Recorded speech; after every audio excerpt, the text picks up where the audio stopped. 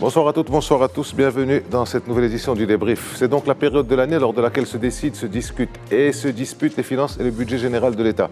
Chaque mois de septembre, les politiques en situation sont sur le pont pour défendre leur projet de loi des finances ou pour contester celui qui leur est soumis s'ils sont dans l'opposition. Les entreprises attendent d'apprendre quelles sont les nouvelles dispositions fiscales et réglementaires. Les contribuables guettent, fonctionnaires du public soient-ils ou employés du privé. En un mot, commençant, la discussion du PLF est l'un des moments clés de la logique institutionnelle d'un pays. Et le Maroc ne déroge pas à la règle, mais le Maroc entre dans ce projet de loi de finances avec une pile de dossiers, d'objectifs, de chantiers et de défis, de la reconstruction à la préparation des grandes compétitions internationales de football, de la protection universelle à la lutte contre la menace hydrique et bien d'autres encore. Cette année, le PLF, ainsi qu'il a été présenté au Parlement par Madame Nadia Ftah, ministre de l'Économie et des Finances, repose sur 4 piliers fondamentaux. Le programme de reconstruction et de mise à niveau général des régions sinistrées par le séisme de Haouz, la consolidation des bases de l'État social, la poursuite des réformes structurelles et le renforcement de la soutenabilité des finances publiques. Pour rappel, le PLF se base sur des hypothèses tablant sur un taux de croissance de 3,7% en 2024 et un déficit budgétaire dans la limite de 4% du PIB. Avec nous pour en commenter l'esprit du PLF et les grandes lignes, 3 éminents experts. Abdelatif Komat, bonsoir et merci d'être avec nous. Vous êtes doyen économiste d'abord et doyen de la faculté de sciences juridiques, économiques et sociales de Casablanca à Ain Choc. Merci d'être avec nous. C'est Mohamed Raj, bonjour ou bonsoir plutôt. Bonjour. Vous êtes expert fiscaliste, vous êtes professeur émérite et vous êtes aussi ancien président d'université. Merci d'être avec nous.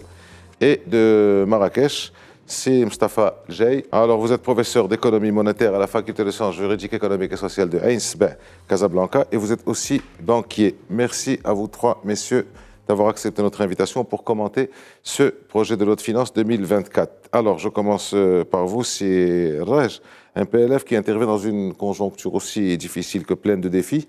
Est-ce qu'on peut considérer que ce PLF est en adéquation avec les chantiers, les grands chantiers projetés dans le pays, par le pays, et aussi en adéquation avec les crises que nous avons dû surmonter dans les années qui ont précédé? Oui, c'est comme les budgets des années précédentes. Ils se situent dans la lignée des décisions prises antérieurement. Donc c'est un budget qui, heureusement, n'a pas remis en cause un certain nombre de grands projets. Donc tous les projets décidés au titre des années 2021, 20, 2022 ont été maintenus. Et en plus, on a ajouté 2 grands chantiers, celui de la reconstruction, bien sûr, de la région de l'Atlas, mais également la généralisation de la couverture sociale qui serait destinée à une partie de la population. Donc on retrouve les mêmes éléments qu'il s'agisse de ressources, les mêmes éléments au niveau des dépenses, avec toujours un déficit budgétaire autour de 4-5%. Cette année, c'est 4%. En plus, c'est un budget qui se situe dans les grands équilibres économiques et financiers de l'État, comme c'est stipulé par la Constitution marocaine, donc avec un ensemble d'indicateurs comme l'année précédente. Donc vous avez un taux de croissance prévisionnelle de 3,7%, un taux d'inflation de 2,5%, une production agricole moyenne de 75 millions de quintaux, et vous avez également $500 pour une tonne de gaz. Donc grosso modo, le projet de budget 2024 se situe tout simplement dans la ligne du gouvernement actuel, mais également des différents gouvernements qui avaient précédé. Donc, personnellement, je ne retrouve pas de changement majeur, sauf les grands chantiers qui sont pour le moment annoncés sous l'angle des choix et des intentions politiques décidées par l'État. Si je prends l'organisation du mondial, si je prends l'organisation de la CAF, si je prends le TGV, parce qu'il faut attendre les budgets prochains qui vont probablement inscrire dans les budgets, les dotations budgétaires correspondantes. Donc c'est un budget personnellement qui ne m'a pas surpris, mais avec un point positif, c'est qu'on n'a pas remis en cause les choix qui ont été décidés l'année dernière, les chantiers qui ont été ouverts l'année dernière, donc on va continuer à réaliser ces projets avec toujours les mêmes problèmes structurels, le déficit budgétaire, les ressources financières propres qui n'arrivent pas à financer la totalité des dépenses. Et cette année, avec une nouveauté, on va faire appel au marché financier international pour obtenir des emprunts afin de financer une partie des investissements. Et le recours à l'international cette année va être très important. On est programmé pour plus de 70 milliards de dirhams d'emprunts sur l'international. Donc, grosso modo, voilà un budget qui se présente avec les mêmes problèmes structurels, déficit, insuffisance de ressources, et avec l'ambition de réaliser le maximum de projets, le maximum, bien sûr, de chantiers, si vous voulez. Nous allons partir vers les financiers internationaux. Les financiers internationaux étaient chez nous, dans nos murs, il y a une dizaine de jours. Abdeltif Komat, est-ce que vous pensez aussi que ce PLF s'inscrit dans cette perspective et dans ces ambitions du Royaume avec ces grands chantiers? Parce qu'il y a nombre de grands chantiers en préparation. Effectivement, aujourd'hui, l'avantage, c'est que nous avons une vision qui cadre les orientations du Maroc à moyen et long terme. Aujourd'hui, nous avons des plans à l'horizon 2030, nous avons même des plans à l'horizon 2050 et qui fixent des objectifs stratégiques. Alors bien sûr, ce PLF s'inscrit parfaitement dans la continuité, dans le cadre de ces visions stratégiques. Peut-être avec, je dirais, s'il s'agit de structurer ces chantiers, il y a des chantiers qui sont nouveaux, notamment en fait, qui sont imposés un peu par les circonstances. Je pense essentiellement en fait, à la reconstruction en fait, du Grand Atlas érigé sur les orientations de Sa Majesté comme une priorité. D'ailleurs, il est cité parmi les 4 priorités, il est classé même la première priorité, parce qu'il s'agit bien sûr de continuer cet élan justement de solidarité à l'égard de cette région. Deuxième chose que je qualifierais peut-être de nouveauté, c'est le soutien au logement. Le soutien au logement de cette manière, cette reconsidération un peu, le fait que l'État a apporté, je dirais, un soutien en amont aux promoteurs immobiliers. Aujourd'hui, l'inverse, le tour pour aller vers un soutien direct justement aux familles qui vont bénéficier de ce soutien. Donc là également, c'est une nouveauté dans le cadre de ce PLF. Alors, les plans classiques, ils continuent dans leur lancée, notamment tout ce qui est généralisation de la protection sociale, parce qu'il est échelonné sur 5 années à partir de 2021-2025. Nous sommes en mi-chemin. Une première partie a été parachevée, notamment tout ce qui est enregistrement et parachèvement de l'enregistrement, tout ce qui est couverture médicale. Et nous sommes entrés dans les allocations familiales en attendant les allocations de perte d'emploi et la généralisation de la retraite. Donc ce volet-là, il suit son chemin, mais avec une réorientation, en fait, l'élargissement du champ suite aux orientations de Sa Majesté pour que la famille, dans sa conception la plus large, puisse bénéficier de ces allocations. Et puis cette orientation qu'on va commencer à partir du mois de décembre, d'aller vers le soutien direct, donc l'aide sociale directe, dans la perspective justement d'une reconfiguration de la caisse de compensation, mais on va y aller progressivement. Et donc la loi de finances 2024, bien sûr, c'est une loi qui va intégrer cette donne parce que tout ce qui est soutien va connaître un changement en optant pour ce qu'on appelle le ciblage, c'est-à-dire en fait cibler les populations directement concernées. Et puis, il y a des volets qui connaissent une accélération. Je pense notamment à la question de la gestion de l'eau, le stress hydrique. Là également, il y a des plans qui sont à l'horizon 2030 et même plus.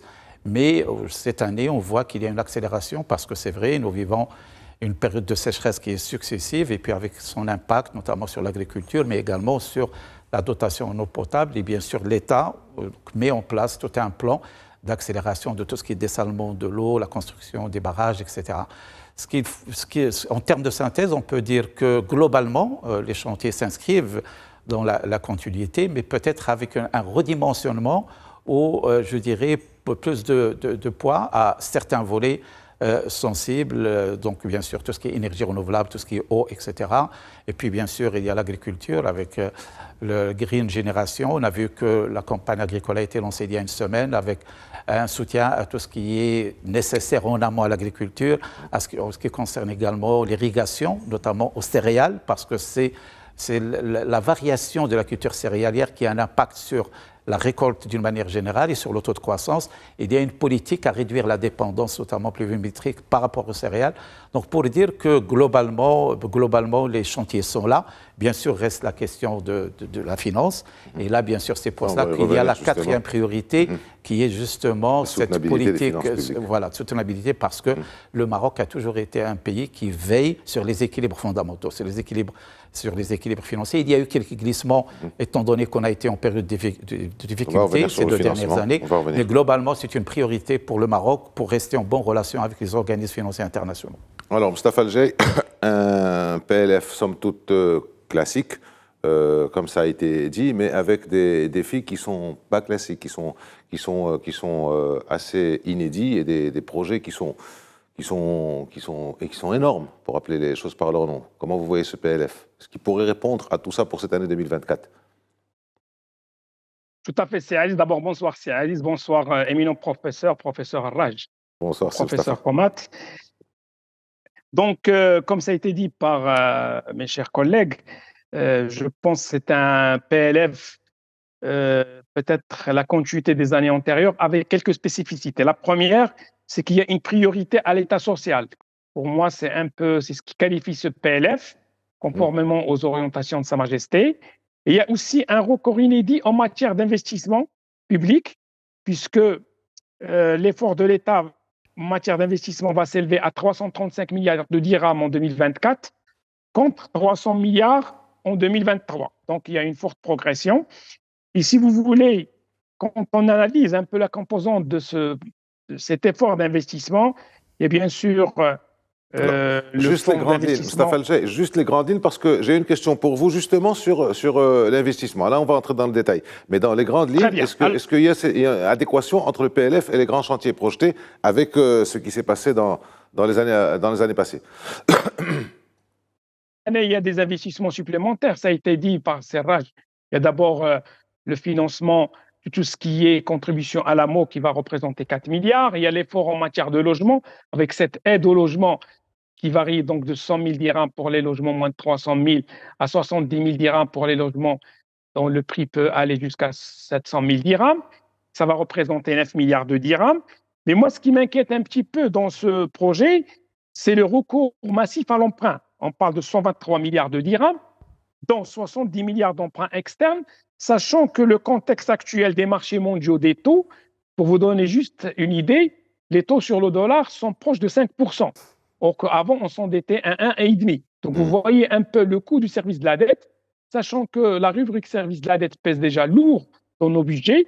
On est pratiquement à quelque chose comme 37 milliards contre 29 milliards l'année dernière, ce qui fait une progression de 24%. Et comme vous le savez, ce service de la dette se fait au détriment de la santé, de l'éducation et d'autres priorités dont le Maroc a besoin. Donc voilà, si vous voulez, un petit peu pour moi, ce qui qualifie ce PLF. Et comme je l'ai dit au début, c'est une priorité à l'État social et c'est prioritaire pour le pays. Merci Moustapha El-Jay. Donc effectivement, on va attendre encore les débats qui vont pas manquer d'avoir lieu sur ce PLF. Je reviens vers vous, Mohamed Raj. Vous en avez parlé tout à l'heure. Il y a des préalables. Comme d'habitude, il y a des préalables. C'est 4% de déficit budgétaire, une croissance de 3,7%, une inflation de 2,5%, production agricole 75 millions de quintaux. Est-ce que vous pensez que ces préalables sont crédibles, vu ce qui est en train de se passer? Et dans le cas où ils ne seraient pas vérifiés ou ne seraient pas réalisables, comment, d'après vous, un État peut-il se prémunir contre ces aléas, surtout les aléas qui viennent de l'extérieur, c'est-à-dire le cours de l'énergie, les taux de change du dollar, avec les événements géopolitiques qui existent actuellement? C'est plausible qu'il y ait des problèmes à réaliser, à confirmer ces préalables. C'est très difficile de répondre par l'affirmative. L'histoire nous a appris que les prévisions restent des prévisions, sont des indicateurs sur la base d'un ensemble de calculs, un ensemble d'expériences vécues par le passé. Et il reste de simples indicateurs, personnellement, pour moi. Si je prends le cas du PIB, le taux de croissance, on sait qu'au Maroc, l'essentiel, ou bien la dynamique de la croissance économique a été toujours insufflée par l'agriculture. Lorsqu'on a une bonne année en termes de pluviométrie, une bonne récolte annuelle, on a automatiquement 2-3 points de croissance économique supplémentaires. Donc lorsqu'il pleut, On a une bonne année en termes de croissance, une bonne année agricole, donc une bonne année en termes de croissance économique. Lorsqu'on a une mauvaise année comme les 2 dernières années, automatiquement le taux de croissance va tourner autour de 2%. Deuxième élément sont les aléas dont le Maroc est complètement innocent. Donc les aléas à l'international, vous avez avant Corona, puis après la guerre de l'Ukraine et la Russie, et maintenant la guerre au niveau du Moyen-Orient. Donc vous avez un ensemble d'indicateurs qui risquent d'influencer négativement surtout les prix de certains nombres de matières et équipements importés par le Maroc. Je prends en matière de blé, on importe l'essentiel pour la consommation des Marocains. Si je prends les produits pétroliers, on dépend des prix qui vont être affichés sur le marché mondial. Si je prends les biens d'équipement avec l'inflation mondiale, ils sont automatiquement influencés par une hausse des prix, donc pas de conséquences. C'est très difficile de naviguer à moyen ou bien à long terme. Donc c'est une navigation à vue. C'est comme si on est en présence d'un conducteur et en face de lui, il y a le brouillard. Donc, pour avoir de conséquences, ces indicateurs, il faut les prendre tels quels et en fonction, bien sûr, de l'évolution, il faut procéder à des correctifs. Malheureusement, au Maroc, il y a une mauvaise pratique, c'est que les gouvernements, quelle que soit leur couleur politique, ne veulent pas revenir au Parlement pour discuter avec des lois de finances rectificatives. Il y a un complexe chez les Marocains, je ne comprends pas pourquoi. Depuis la mise en place du PASS en 1984, chaque gouvernement préfère ne pas revenir au Parlement à travers une loi de finances rectificative. La dernière loi de finances rectificative remonte à quand? C'est la période de Corona. Donc, voilà. Si au total, depuis l'indépendance, on a à peine 7 lois ou bien 8 lois de finances rectificatives. Alors que lorsque, la loi organique des finances autorise les gouvernements, chaque fois que c'est nécessaire, de revoir sa copie, en amélioration ou bien en baisse, et venir discuter devant le Parlement sur la nouvelle situation et les propositions de budget. En Maroc, on se contente du budget annuel, même lorsqu'il y a des problèmes majeurs. Je prends l'année dernière, je prends l'année d'avant. Et en général, il faut attendre la loi de finances rectificative qui est votée 2 ans, 3 ans plus tard pour avoir une idée sur l'exécution et sur les indicateurs. Et en général, les Marocains ne s'intéressent pas du tout à la loi de finances rectificative. Et même pour la loi de finances de l'année, en général, la discussion est absorbée davantage par les mesures nouvelles, à savoir les mesures fiscales. Tout le monde est braqué sur les mesures fiscales. Par contre, les professionnels, non. Les professionnels sont intéressés par les dépenses. Est-ce qu'ils auraient la possibilité de profiter de la commande de l'État? Si je prends par exemple maintenant les sociétés de travaux publics, de construction, les études, les prestations de services, parce que n'oubliez pas que l'État est un consommateur très important et en même temps c'est le premier investisseur. Donc le budget donne un ensemble d'éclairage sur les futures commandes de l'État et est-ce qu'il serait possible, en tant qu'entreprise privée, d'avoir une part, une part du gâteau. Donc grosso modo, sont des indicateurs, il faut les prendre tels quels, mais avec une sagesse. C'est l'expérience qui nous a aidés. Et une agilité aussi. Hein? Une agilité, le cas échéant. Oui. D'accord. Mais j'aimerais bien voir le gouvernement, je ne sais pas pourquoi, dans le cadre du débat politique, pourquoi ne pas recourir à un budget rectificatif. On peut le faire même 4 fois par an. Ça fait un peu trop quand même. Oui, certains pays le font. Alors justement, je vois ces Altef Komat sourire. Est-ce que vous êtes d'accord avec cette idée de passer par un PLF rectificatif dans le cas où il y ait des préalables, des indicateurs qui ne soient pas confirmés dans la réalité, sachant que nous sortons d'un Covid, c'est pas si loin que ça. Je rappelle qu'il y a à peine 1 an et demi, on était encore dans des mesures de restriction, etc. Puis il y a eu la guerre de l'Ukraine, puis il y a eu la pluviométrie, puis il y a eu maintenant cette crise qu'il y a au Moyen-Orient. Qu'est-ce qu'il faut faire si ce n'est pas confirmé? En fait, la question des indicateurs, il faut une double lecture. Il y a des indicateurs qui sont des prévisions qui n'ont pas d'impact sur le processus de prise de décision. Il y a des indicateurs sur lesquels on se base pour prendre des décisions, notamment en termes d'endettement. Donc plusieurs mesures qui sont liées justement à ces indicateurs. Alors, est-ce qu'en voyant un glissement en cours de route de ces indicateurs, on est peut-être appelé à revoir, notamment la loi de finances dans le cadre d'une loi de finances rectificative. Bon, c'est un droit dont dispose le gouvernement et en général, le gouvernement évite cela parce qu'il y a, en fait, vous savez, le processus d'élaboration d'une loi de finances, c'est un processus très lourd. On a commencé à partir du mois de juillet-août avec la note de cadrage et puis entre-temps, bien sûr, il y a eu des rectifications en cours de route, parce que d'une part, il y a des projets dans la foulée, et ça, c'est une dynamique que nous saluons dans notre pays, parce que depuis la note de cadrage de l'été, entre-temps, notamment Sa Majesté dans ses discours, a insufflé d'autres projets qu'il faut intégrer. Et donc c'est une dynamique qui pousse justement à, je dirais, à donner un poids, pas une lourdeur, mais une exigence de conception et de transformation de cette loi de finances en chiffres, etc. C'est pour ça que, dans la mesure où peut-être ces glissements ne sont pas, je dirais, très lourds, n'ont pas un impact sur des prises de décision, les gouvernements en général préfèrent continuer sur la loi de finances initiale. Bien évidemment, cela va pousser à des recours, à des équilibres qui pourraient être notamment l'endettement, qui pourraient être autre chose. Parce que si on prévoit notamment en termes de recettes fiscales des montants qui vont nous permettre un certain équilibre budgétaire entre-temps, on ne les a pas. Donc cela nous pousserait à aller vers d'autres sources de financement. Donc dans la mesure où ces glissements seraient, je dirais, tenables, bon, le gouvernement résiste, mais sinon, il y a cette possibilité. Mais ce qu'il faudrait, c'est surtout quel est l'impact. Est-ce que si on modifie la loi de finances, est-ce que cela va avoir un impact sur des prises de décision engageant le pays, notamment en termes de recettes, de dépenses, d'endettement, autres? C'est ce qui devrait, si c'est le cas, pousser le gouvernement à revoir sa feuille, à revoir sa loi de finances. Moustapha Alger, vous êtes donc expert en économie monétaire, donc c'est l'argent. Alors d'un côté, on pense qu'il faut peut-être passer par un PLF rectificatif s'il le faut. De l'autre, oui, mais bon, il faut voir l'impact.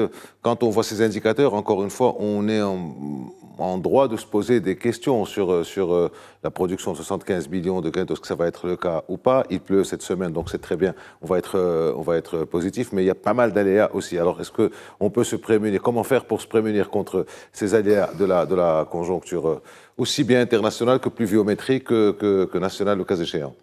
Comment vous voyez les choses? Écoutez, donc les hypothèses qui ont été faites, c'est des hypothèses, comme ça a été dit par chers collègues, des hypothèses standards. Et il y a des choses qu'on ne peut pas maîtriser. Et ça a été dit, donc l'impact de la récolte céréalière ou de la campagne agricole pèse très lourd sur notre croissance, notre PIB. Et à mon sens, c'est difficile un petit peu de prévoir dans le cas où il y a notre sécheresse qui s'ajoute déjà aux années très difficiles que le Maroc a passées. Comment on va réagir? Tout simplement, je pense que ça va impacter le déficit davantage. Il y aura plus d'importations. Dans les turbulences mondiales qu'il y a maintenant, les cours du blé risquent un petit peu de flamber, ce qui va pousser le gouvernement à recourir davantage à l'endettement. Et j'ai parlé tout à l'heure de l'endettement en disant nous sommes déjà à la limite et le service de la dette déjà pèse lourd sur notre budget. Ça représente à peu près, si vous voulez, 37 milliards donc sur les 339. C'est quand même énorme. Et dans une conjoncture où les taux d'intérêt à l'international, qui étaient il y a quelques années 1,5-2, sont maintenant à 5%. Donc vous voyez un petit peu l'impact de l'euro, de l'endettement. Moi, à mon sens, si on est dans ce cas, il faut favoriser l'endettement local, on dira, mais recourir à l'épargne nationale. C'est moins coûteux pour le budget de l'État. L'endettement ne fait qu'aggraver la situation. Et c'est pour cela que moi, je favorise un endettement local entre une bonne année agricole pour un petit peu soulager, si vous voulez, les finances du royaume. Restons optimistes, merci. Oui, Moustapha Alger, vous voulez ajouter quelque chose? Vous m'entendez? On vous entend. Très bien. On vous entend. Très bien. Parfait. Donc c'est des hypothèses plates et standards. Et honnêtement, s'il y a une donne qui bouge, moi je pense que le taux d'inflation risque de bouger, le déficit risque de bouger, et c'est des choses qu'on a du mal à maîtriser. Il y a même des économistes qui disent c'est malheureux qu'au Maroc, la récolte céréalière soit une composante ou une hypothèse de notre loi de finances. Ça fait 50 ans qu'on dépend toujours de la pluviométrie. Il est temps un petit peu de déconnecter un peu l'économie marocaine de cette aléa. Oui, on va rester avec vous sur cette idée qui est très intéressante, justement. Ça fait pas mal de temps que les économistes, les experts et autres disent que bon, il faut peut-être décorréler la pluviométrie des prévisions du PLF. La croissance. Voilà, la balle est dans le camp du gouvernement. Mohamed Raj, vous disiez tout à l'heure qu'en général, on s'intéresse aux mesures fiscales. Alors oui, c'est vrai qu'on s'intéresse aux mesures fiscales. Il y a eu des changements, il y a eu pas des tensions, mais enfin des changements, des modifications sur la TVA. On parle de neutralité économique, on parle d'un certain nombre de choses savantes. Mais est-ce que c'est pas un soutien aux recettes publiques tout simplement? Et quelles sont les grandes mesures fiscales qui ont été pensées pour la nouvelle TVA? Effectivement, comme vous venez de le dire, le grand morceau, c'est la TVA cette année. Elle fait l'objet d'une révision au niveau des taux d'imposition. Donc, si j'ai à me résumer, il y a des mesures qui fâchent. C'est que l'essentiel des produits de large consommation vont faire l'objet d'une augmentation des taux d'imposition. Vous avez le cas de l'eau, qui va passer de 7 à 10%, mais bien sûr, on étape 8, 9 et 10% d'ici 2026, alors que l'eau est consommée par l'ensemble de la population à travers, bien sûr, les régies de distribution de l'eau. Deuxième point qui va faire l'objet d'une augmentation très sensible, c'est l'électricité. L'électricité va passer de 14 à 20%. Vous avez également... Excusez-moi, 14 à 20% parce que bon, il y a des tranches sur 3 ans. Oui, sur 3 ans. Est-ce qu'il y a des tranches? Est-ce que c'est prévu pour de moduler ça? Non, on va passer de 14, 16% en 2024, 18% en 2025 et 20% en 2026. Donc, on va le faire par étapes. Mais ce qui m'intéresse, c'est le taux qui va être définitivement retenu par la loi de finances et par le Code général des impôts. Donc maintenant, les taux intermédiaires, ils sont limités dans le temps. Je prends pour l'électricité 16% en 2024. Ce taux va disparaître pour céder la place à 18% en 2025. Et une fois pour toutes, on va avoir un taux de 20% sur la consommation d'électricité. Alors que c'est un produit dont la demande est inélastique pour une raison simple. On ne peut pas faire l'impasse sur la consommation d'électricité. Alors, excusez-moi, je vous coupe encore une fois, Mohamed Raj. Les gens ont des factures de 300, 400, 500, 1000 dirhams, 1500 dirhams d'électricité. Est-ce que vous pensez véritablement que ça impactera d'une manière significative, cette augmentation de taux impactera ces factures allant de 300 à 1000 dirhams par exemple? Ah oui, ça va passer tout simplement. Vous prenez une consommation d'électricité, c'est déjà calculé par tranche au niveau du tarif, mais supposons une facture hors taxe est égale à 1000 dirhams, avec le nouveau taux qui va être définitif en 2026, vous allez ajouter 20%, ça va faire 1200 dirhams. Donc ça va impacter le budget du ménage. La même chose pour l'eau. Vous allez consommer de l'eau. Maintenant, nous payons 7% sur la consommation de l'eau. Elle va passer à 8%, puis après à 9%. Et en 2026, ça va être le taux définitif, 10%. Donc, ce sont des produits de large consommation consommés par tous les ménages, à savoir l'eau. Vous avez l'électricité, vous avez le transport. Le transport, la même chose. Actuellement, il était 14%. On va le faire passer provisoirement à 16, puis à 18, et il va s'installer définitivement à 20%. Et on ne peut pas faire d'économie en matière de transport. C'est un passage obligé, qu'il s'agisse de transport de marchandises, qu'il s'agisse de transport, bien sûr, de voyageurs. Donc là, vous avez un glissement vers le haut au niveau des taux d'imposition. Donc vous avez également l'allocation des compteurs d'électricité qui passe de 7% à 20%. On va passer à 11% en 2024, puis à 15% en 2025, puis 20% en 2026. Vous avez le sucre raffiné qui était à 7%, on va le faire passer à 10%. Donc vous avez un ensemble de produits qui sont largement et plus que largement consommés par l'ensemble des ménages, parce que n'oubliez pas que l'électrification a presque concerné l'ensemble de la population au Maroc, y compris la population rurale, et maintenant même au niveau de la consommation de l'eau, après les villes, l'État est en train d'investir énormément à travers les conduits d'eau pour alimenter également les villages. Donc, vous avez 3 produits stratégiques, l'eau, il va augmenter, l'électricité va augmenter, le transport va augmenter. En parallèle, il y a une mesure sous forme de cadeau, mais c'est un cadeau vicieux, parce que certains produits qui étaient soumis à la TVA, maintenant, vont faire l'objet d'une exonération. Mais attention, comme l'exonération sans droit à déduction, ça veut dire que le producteur, lorsqu'il va produire, je prends un médicament, Je prends un fabricant de médicaments au Maroc. Lorsqu'il va acheter des machines, des équipements, il va payer 20% de TVA.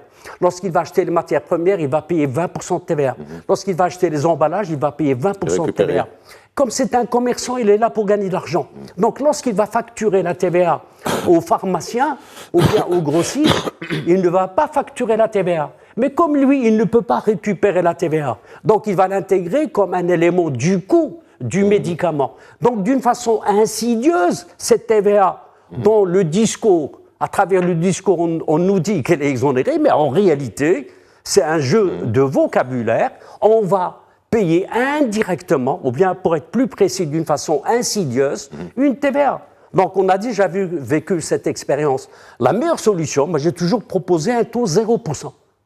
Au lieu de dire exonéré, je propose 0%. Sur le plan de la philosophie fiscale, lorsque vous allez vendre un produit à 0%, vous allez facturer 0% de TVA à votre client, mais en tant que producteur, vous êtes autorisé automatiquement à récupérer les TVA. On va espérer quand même qu'il y ait un débat au niveau de la représentation parlementaire. J'aimerais bien les hommes politiques participent on verra également bien, au débat. Parce que là, ce sont de petites augmentations. Comme je vous ai dit tout à l'heure, vous m'avez dit non, mais bon, c'est des petites augmentations sur la TVA, sur l'eau, sur l'électricité, mais petites augmentations par-ci et par-là. Bon, ça fait finalement de grosses augmentations. Donc peut-être un pouvoir d'achat qui est grevé. On attend la représentation parlementaire. Si vous avez un commentaire à faire sur ça, Abdeltef Komat, vous le faites. Mais moi, je voudrais aussi... En fait, c'est juste pour dire, c'est un processus de réforme fiscale parce qu'on a commencé l'année dernière par l'IS. Cette année, c'est la TVA. Alors, on est passé de 4 taux à 2 taux. Mais bien évidemment, il y a l'impact qu'il va falloir justement discuter, vérifier, réel sur les produits, sur le consommateur. D'accord. Alors, je voudrais revenir avec vous sur... sectoriellement, on va parler de deux départements que sont les affaires étrangères et plus tard la défense nationale. Il y a un budget de 4 milliards de dirhams à peu près pour le ministère des Affaires étrangères.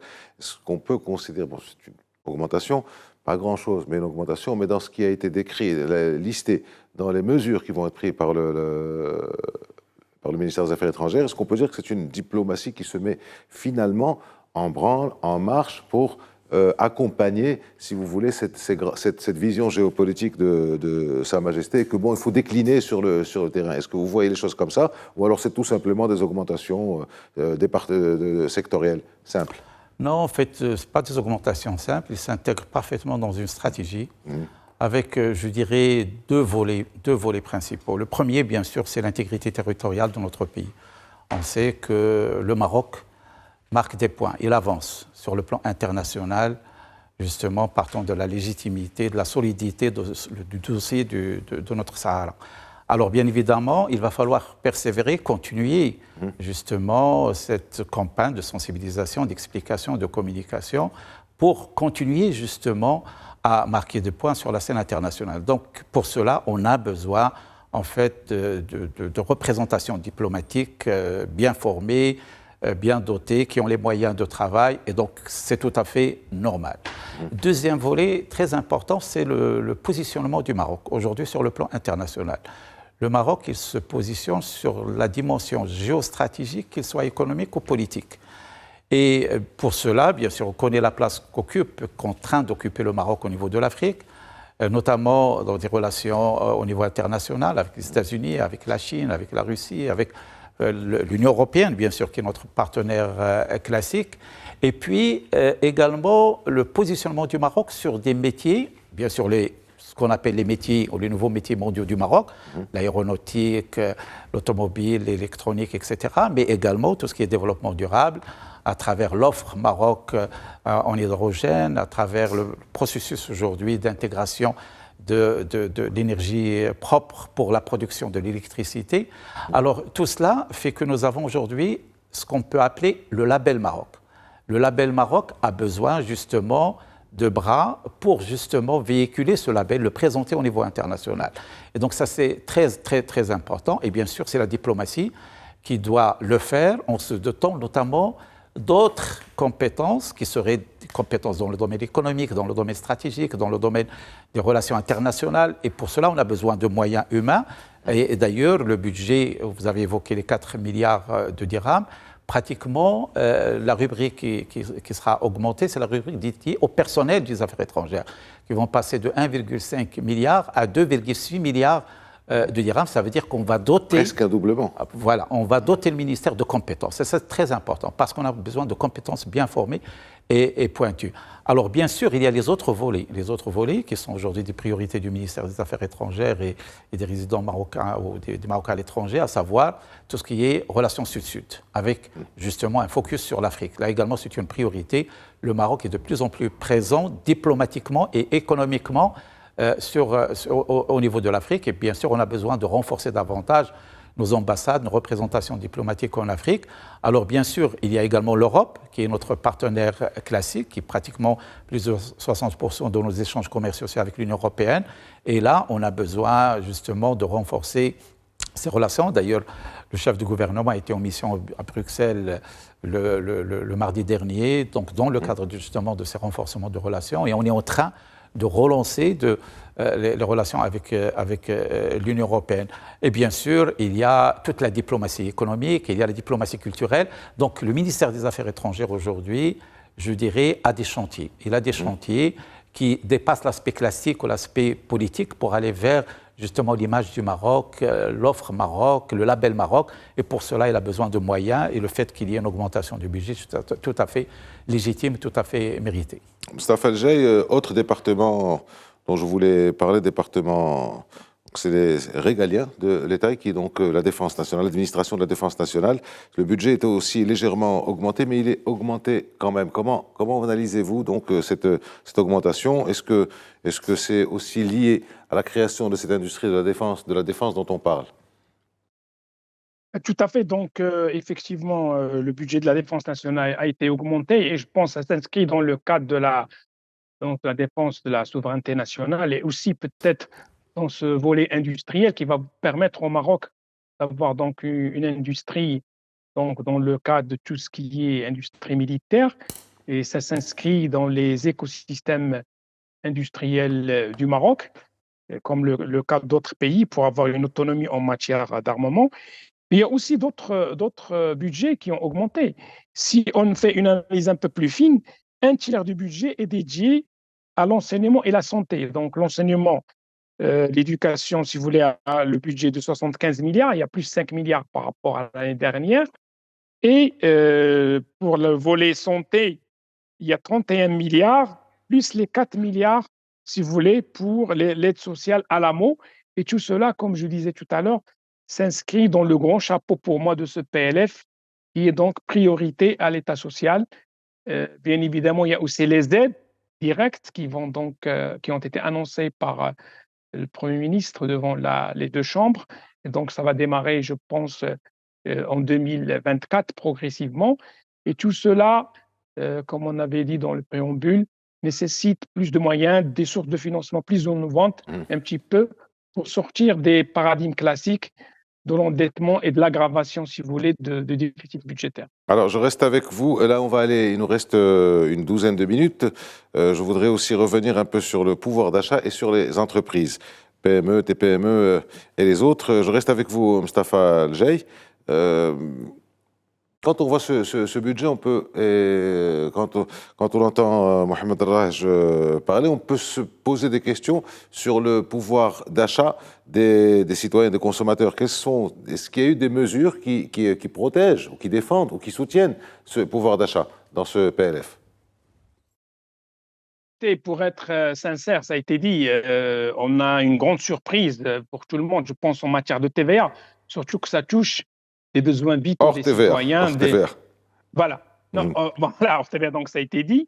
Mais honnêtement, je ne vois pas franchement de mesures concrètes qui permettent de protéger un petit peu le pouvoir d'achat des classes moyennes. Les tendances géostratégiques, si demain les conflits s'aggravent, il y aura une flambée du cours du pétrole, il y aura peut-être des flambées du cours de blé. Le Maroc, malheureusement, est un grand importateur de ces deux composantes. Et donc, ce taux d'inflation, pour moi aussi, ça reste un grand point d'interrogation. Au niveau des TPME et PME... Alors ça, on va y revenir justement. On va continuer le tour de table. Sur les ménages, pour être sincère, je n'ai pas vu de mesures. Je pense que même le pouvoir d'achat risque d'être touché légèrement avec ces hausses surprises de de la TVA sur un certain nombre de besoins vitaux des citoyens marocains. Abdeltef Koma, sur le pouvoir d'achat. On va aller un peu plus vite, excusez-moi, Mustafa El Jay, parce qu'il nous reste vraiment pas beaucoup de temps. Il y a encore deux trois petites questions aussi sur les PME. Alors, on espère que le taux d'inflation qui est prévu soit réel. On passe pratiquement de 6,6 l'année dernière, 5 cette année, puis on prévoit 2,5 pour l'année prochaine. C'est le cas. On avait prévu aussi 2,5 pour cette année, en 2023, non? Bon, mais je crois qu'aujourd'hui, les choses relativement stabilisent. Bon, c'est vrai, on connaît les circonstances qui ont fait qu'on a vécu ces taux élevés, c'est ce qu'on espère. Mais toujours est-il, la question du pouvoir d'achat reste une question fondamentale. Alors bien sûr, en parallèle, le gouvernement engage un certain nombre d'actions justement pour soutenir ce pouvoir d'achat. On peut parler de l'aide sociale unifiée, donc qui prévoit à partir de décembre, bien sûr, un soutien aux familles qui sont le plus dans le besoin. Alors, tout cela s'inscrit dans le cadre de la réforme de la caisse de compensation. Je crois par prudence, en fait, on va commencer par déclencher le processus d'aide directe avant de passer progressivement à justement la réduction du budget de la caisse de compensation. Vous savez que dans le cadre du PLF 2024, on prévoit 16 milliards de dirhams, sachant qu'on était à 26 milliards de dirhams l'année dernière, donc certainement qui est dépassé.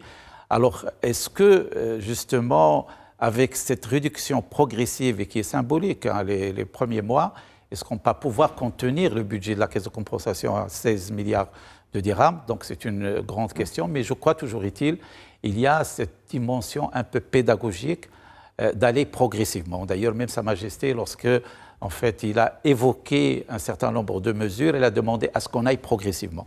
Et donc, je crois que ces mesures s'inscrivent dans une reconsidération de toute la dimension socio-économique, parce que tout cela a un impact sur le pouvoir d'achat du citoyen, mais il y a plusieurs composantes qui vont définir peut-être à l'horizon de 2-3 années une configuration définitive. Bon, Sadraj, il a évoqué le processus de la TVA, c'est en 2026 qu'on va avoir les taux définitifs.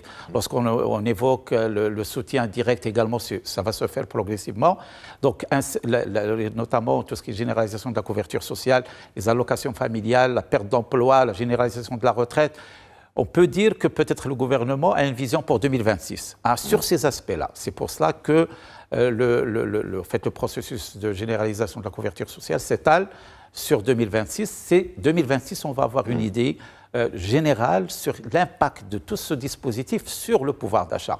Mais dans la foulée, étant donné qu'il y a des conjonctures, qu'ils soient locales ou internationales, et on a parlé des risques de la sécheresse, etc., qui peut toujours avoir un impact, mais également il y a la conjoncture internationale, mais pas à l'abri d'un renchérissement du prix du pétrole. On vit une situation difficile dans le Moyen-Orient, donc déjà on commence à parler peut-être de l'impact sur le prix du pétrole. La guerre Russie-Ukraine n'est pas encore terminée. Donc, ce qui fait que la conjoncture, on ne peut pas la maîtriser, mais ce qu'on peut dire, c'est que nous sommes dans une dynamique marocaine pour reconsidérer toute la composante, je dirais, du soutien social et de stabiliser ce que peut apporter l'État aux citoyens pour justement améliorer, impacter son pouvoir d'achat. Mohamed Raj, pouvoir d'achat, en matière de pouvoir d'achat, oui. Personnellement, je n'ai rien trouvé dans le budget.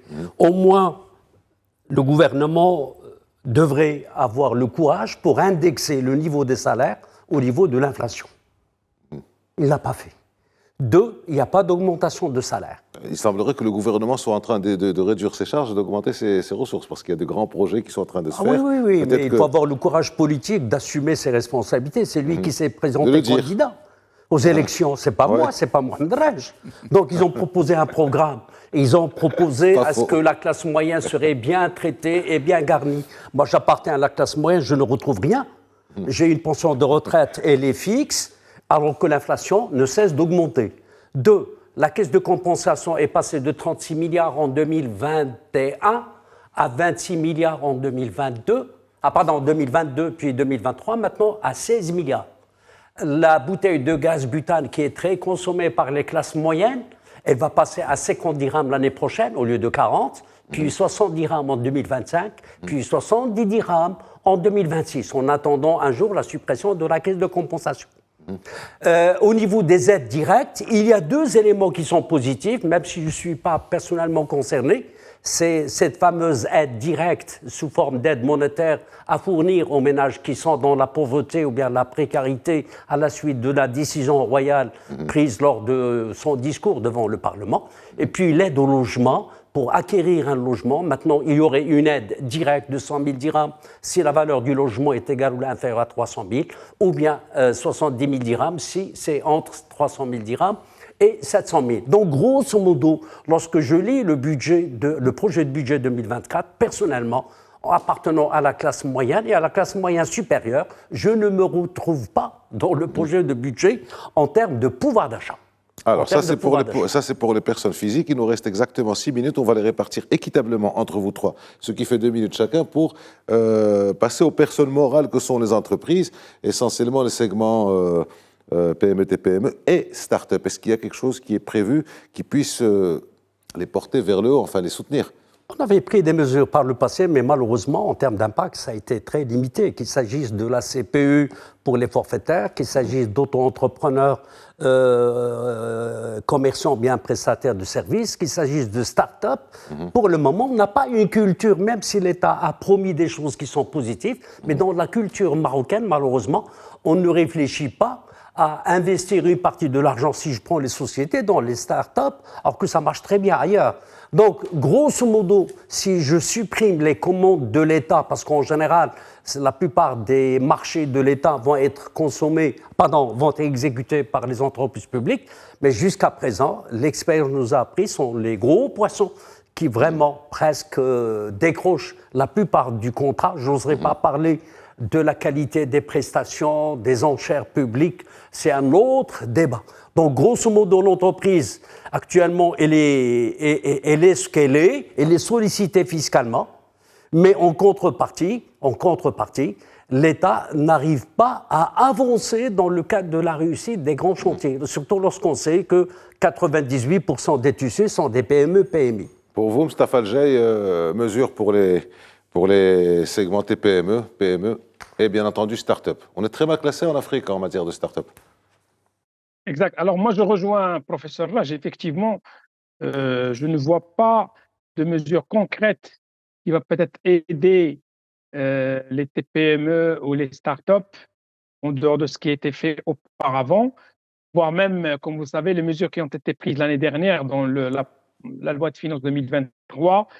Même les PME qui bénéficiaient avec un chiffre d'affaires réduit, qui était, je pense, de 1 million de dirhams, d'un taux préférentiel en termes d'IS, on les a tous, seront nivelés à 20% et on va les mettre au même niveau que qu'on appelle les entreprises intermédiaires ou les grandes entreprises.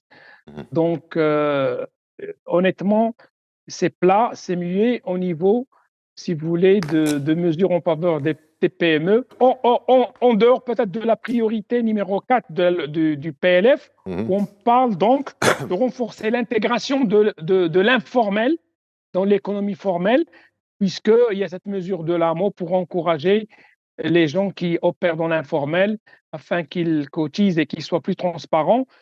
Mais sinon, concrètement, il n'y a pas de mesure concrète en faveur des TPME ou des startups dans ce projet de loi de finances. J'ai juste peut-être quelque chose de différent. Rapidement, s'il vous plaît, oui. Voilà, oui. Qui est pour moi un point fort de cette loi de ce projet. C'est tout ce qu'on appelle contribution libératoire sur les avoirs des Marocains à l'étranger, comme ce qu'on avait fait en 2014, si vous vous rappelez. Oui. On a quand même récolté, j'ai participé activement à cette mesure avec l'office d'échange. On a quand même collecté 51 milliards de dirhams, dont pratiquement 18 milliards de devises qui est rentré au Maroc.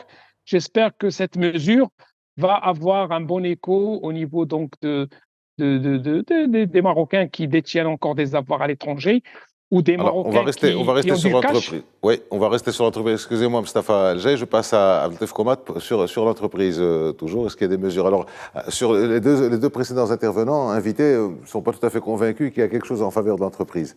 En fait, lorsqu'on parle de l'entreprise, la question était surtout les PME, les TPME, parce que c'est vrai, c'est la cheville ouvrière, c'est l'essentiel de l'entreprise au Maroc.